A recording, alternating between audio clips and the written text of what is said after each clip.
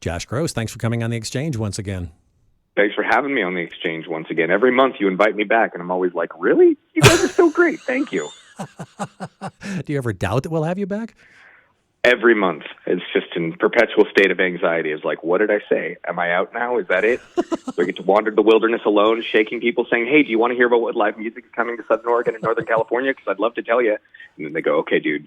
You would do this anyway, no matter the venue, though, right? I mean, you just love telling people about music coming. I do. I genuinely do. I genuinely love sharing what live music is coming to town with people. It's like a calling, you know? It's a thing. Okay, we start with... the Paul Revere of the local music scene, you know? The bands are coming! The bands are coming! And Samuel Prescott behind you going, yeah, I'm really going to get there, though. We start with, let's see, May 12th, Haley Hendricks at Fry Family Farm. Let's hear some Haley. Yeah. And there's a centipede naked in your bedroom, and you swear to God the cusser's out to get you. And I digress, 'cause I must make you the perfect morning. Try my best to scoop the slugger out the window.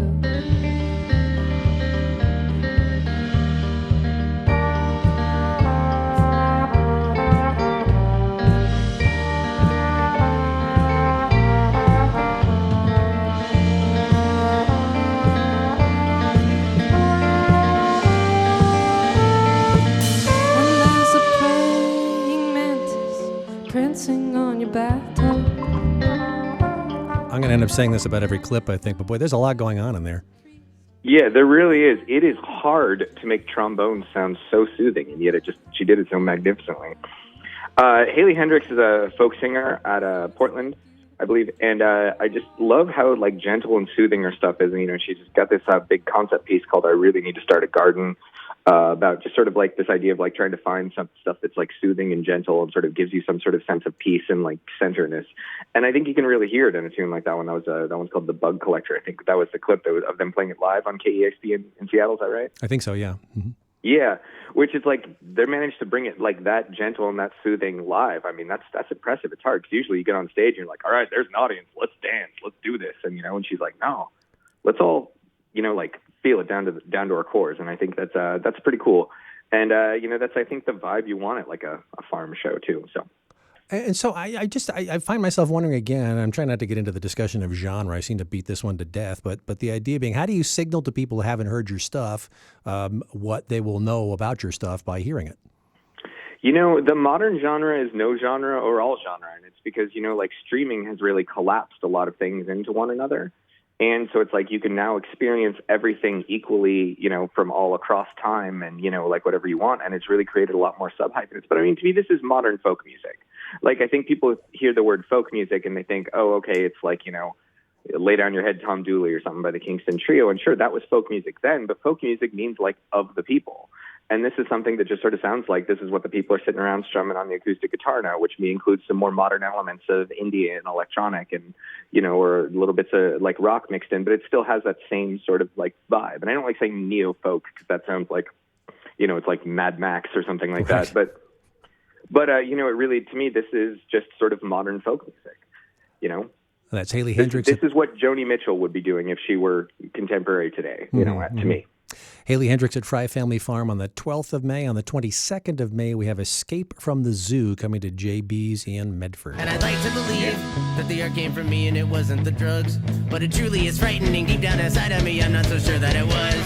Please tell me that I don't need to be drunk and stoned to be the person you all grown to know over these past 10 years.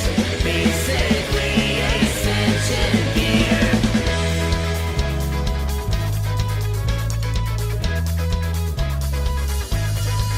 I've been to that point where your body is functioning, but you are no longer running the show. And if you're in the same boat, I'd like to make certain there's one thing you know. I am judging every weather in the storm. I will happily give you my raincoat, and I hope that you make it through. Trust me, it's better to know that your thoughts are your own. And I'd like to believe that the art came from me and it wasn't the drugs, but it truly is frightening. Deep down inside of me, I'm not so sure that it was. Please tell me that I don't need to be drunk and stoned to be the person you all know to know. Over these past 10 years, basically a sentient beer. Big points for the desire expressed in the song, huh? Yeah, it's real easy to get drawn into that. So this is Escape from the Zoo is a new project from a guy named Jesse Sandehas of another sort of folk hyphenate group called Days and Days. Days and Days were sort of known for having these really intense songs. Like I think Rolling Stone said that their album was like more emotionally volatile than Rumors by Fleetwood Mac, which is not a subtle statement. No. And this project is, he brought in drums and a full backing band, and it's this whole album, Escape from the Zoo's sort of debut, is all about his sort of quest to get sober, which I think you can hear there in that. And what's so intense about it is just he lays it all bare in the songwriting. And there's some really emotionally vulnerable stuff that I think is fascinating to hear in the context with really sort of boisterous, raucous, loud music. And it's interesting to sort of the idea of like the maturity phase of people that grew up playing in punk bands, where it started off as everything is like snotty, like bad, the government's bad, society's bad, and then they get to the point where it's like, oh my God, I want to do some work on myself, and I think it's time that we all do this with it. And you can really hear it in their music in a way that's unusually raw and really sincere, and it's really just a fascinating and fantastic songwriting. So. It's some good stuff, and yeah, the fact that this is not just a story, but it's a personal story being told by the writer. Yeah, and it really does, it doesn't hold anything back. It doesn't sort of edit it for the for broadcast, as they say. It's very honest, very raw, very open, and I think that maybe that's part of his journey, his quest, is that sort of sense of connection. But I think there's, you can kind of hear it, and it really comes through in the art, like how sincere it is. I mean, just that statement, I would like to believe that the art came from me and it wasn't the drugs, right. But I'm not so sure that it was. That's intense, and you don't get that level of sincerity in songwriting very often. And to me, it's very rare and very special, and I think it's worth celebrating. So if you have the chance to see Escape from the Zoo, honestly, they're way too big to be in Medford. So it's kind of a big deal. So Escape from the Zoo is coming to Johnny B's in Medford on the 22nd of May. On the 24th of May, Suitcase Junket comes to the Jefferson Center for the Arts, the JCA, in Mount Shasta. Let's hear Suitcase Junket.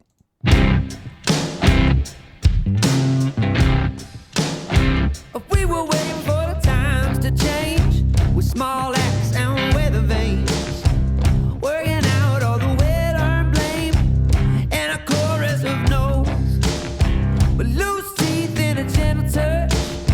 It didn't really ever come to much. The very thing that we loved and searched, what a predictable show. But it's just another human disaster. It's just another human disaster on the side of the modern road we're on. You can't look away. You can't look away. You can't look away. Here's again one of those songs, Josh Gross, where I really thought it was going to go one way at the beginning, and it changed as it went along. interesting. It's funny because this is the other guy that I would kind of put in one of those new modern folk hyphenate categories. This one's got a little more rock influence in it, but if you listen to more of their Suitcase Junket's material, leans deeper into the folk, but it really doesn't feel like the folk of the Kingston Trio or the Joni Mitchells or into Bob Dylan. It really has a sort of modern contemporary vibe. And this Suitcase Junket's an interesting group. The guy behind it, he a lot of his instruments are basically salvaged. I think he found his first guitar in the trash and rehabbed it. And, just decided to keep that going. So it has a kind of a slightly junky feel, which kind of gives it that sort of retro folk vibe of oh yeah, these are instruments that have been handed down for generations or something. But, then sort of finds ways to present the whole act as a one-man band, just really sort of looking out and saying, what is it that I want to say? What's my message? And I think it's some really interesting material. And really, it's has that modern folk feel. It's undeniably folk, but it's undeniably a new version of it. Absolutely, yeah. Suitcase Junket coming to Jefferson Center for the Arts in Mount Shasta on the 24th of May. Same night at the Dip in Reading, Necromantics. Let's hear them. The street of mummy's death things causes a shiver and earthquakes. Out of their tombs come sexy zombies, dead corpses awakes. The restless, headless horseman is looking for his pack. A Gwen-smelling witch is eating coffin nails with a bat. Upstairs, the Frenchy she-devils tempts with wild mats, and you know I recommend infernal torment, demented bondage. I'll come back in that old haunted cat house where everybody used to go. All pleasures were for free. I'll back into that old haunted cat house. If only I could turn back time, that's where I will be. Yeah, I could easily walk around the newsroom humming Haunted Cat House. I have to explain myself. Well, you liked the last psychobilly band I played for you so much. I thought we'd bring some more. I thought this was Psychobilly, but I didn't want to venture out there and take a bad guess.